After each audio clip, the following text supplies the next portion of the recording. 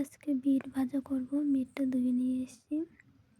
Bit কেটে নেব, কুচি কুচি করে কেটে নিয়েছি। কড়াইতে তেল দিয়ে দিয়েছি। কড়াই তেল গরম হয়ে গেছে, বিট ভাজাগুলো দিয়ে দেবো।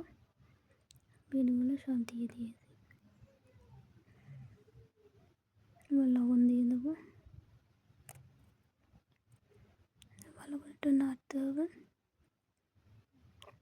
তারপর লঙ্কা দিয়ে দেবো, একটু নাড়বো, ঢেকে দেবো। এবার একটু সিদ্ধ হোক। এবার ঢাকনি তুলে দেবো। এবার হলুদ দিয়ে দেবো,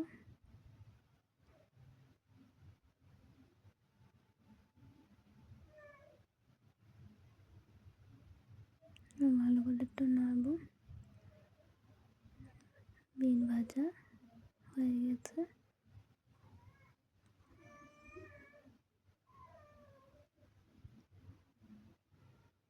এবার নামাবো। বিট ভাজা নামিয়ে নিয়েছি।